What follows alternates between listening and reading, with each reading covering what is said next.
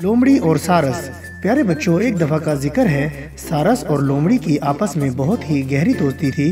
दोनों जंगल की खूब सैर किया करते थे और एक दूसरे का ख्याल भी रखते थे। एक मर्तबा लोमड़ी को शरारत सूझी। उसने सोचा कि सारस की लंबी चोंच का मजाक उड़ाया जाए। उसने सारस से कहा, सारस भैया, मेरी बड़ी ख्वाहिश है कि मैं आपकी एक शानदार दावत करूं। इसकी बात सुनकर सारस मुस्कुराते हुए बोला, लोमड़ी भी, तुम क्यों मेरी दावत करना चाहती हो? लोमड़ी ने जवाब दिया, क्योंकि तुम मेरे बहुत ही अजीज दोस्त हो और मैं तुम्हें मजेदार खाना खिलाना चाहती हूँ, इसलिए कल दोपहर को तुमको मेरे यहाँ दावत पर आ जाना चाहिए। सारस ने उसकी दावत कबूल कर ली और दूसरे ही दिन मुकर्ररा वक्त पर लोमड़ी के घर खाने पर पहुँच गया। लोमड़ी ने खुशदिली से सारस का इस्तकबाल किया और अपने साथ दस्तरखान पर ले आई। मगर जब सारस ने दस्तरखान पर नजर दौड़ाई तो ये देखकर परेशान हो गया कि लोमड़ी ने चौड़ी प्लेटों में पीने के लिए शरबत डाल रखा था। खुद लोमड़ी के लिए इन प्लेटों में से शरबत पीना मामूल की बात थी, मगर सारस के लिए ये एक बहुत ही मुश्किल काम था।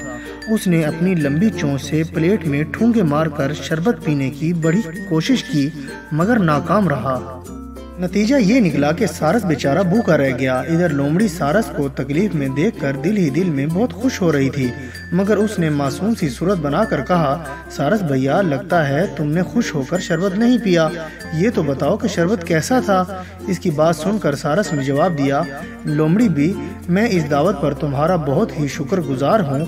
अब मैं चाहूँगा कि कल तुम भी मेरे यहाँ दावत पर आओ। सारस की बात सुनकर लोमड़ी ने उसके यहाँ आने का वादा कर लिया। अगले रोज लोमड़ी सारस के घर रवाना हुई तो दिल ही दिल में सोच रही थी कि आज तो दावत उड़ाने का खूब मजा आएगा और वो पेट भर कर खूब खाएगी। लेकिन जब वो सारस के घर पहुंची तो ये देखकर खामोश हो गई कि सारस ने भी उसके लिए शरबत का इंतजाम किया हुआ था। उसने शरबत प्लेटों में डालने की बजाय तंग मुंह वाले बर्तनों में डाला हुआ था। जब वो दोनों दस्तरखान पर पहुंचे तो सारस ने बर्तन में अपनी लंबी चोंच डालकर शरबत पीना शुरू कर दिया, जबकि लोमड़ी के लिए तंग मुंह वाले बर्तन में शरबत पीना बहुत ही नामुमकिन था। अब उसे अपनी गलती पर बहुत शर्मिंदगी महसूस हुई। उसने अपनी शरारत पर सारस से माफी मांगी और भूखे पेट वापस लौट गई। तो प्यारे बच्चों, इस कहानी से हमें ये सबक हासिल होता है कि जैसा करोगे तो वैसा ही भरोगे। बेवकूफ किसान। प्यारे बच्चों, एक दफा का जिक्र है, एक बूढ़ा किसान अपने बेटे के साथ दूसरे गांव जा रहा था। किसान खुद गधे पर सवार था, जबकि उसका बेटा लगाम थामे आगे आगे पैदल चल रहा था। जब वो अपने गांव से बाहर निकले तो रास्ते में एक आदमी ने उन्हें देखकर दूसरे से कहा, क्या जमाना आ गया है, जरा उस किसान को देखो, खुद तो मजे से गधे पर सवार है और छोटा सा बच्चा लगाम थामे पैदल चल रहा है। किसान ने ये सुना तो गधे से उतर गया और बेटे से बोला, बेटा, ये आदमी ठीक कहता है, लो अब तुम सवार हो जाओ और मैं पैदल चलता हूँ। बाप के इसरार पर बेटे को उसका हुक्म मानना पड़ा।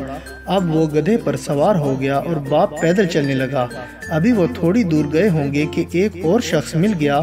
उसने उन्हें देखकर तंजिया लहजे में कहा, साथियों, जरा उस नालायक लड़के को तो देखो, खुद तो मजे से गधे पर सवार है और बूढ़ा बाप बेचारा पैदल चल रहा है। ये सुनकर किसान ने बेटे को भी गधे से उतार लिया और दोनों पैदल चलने लगे।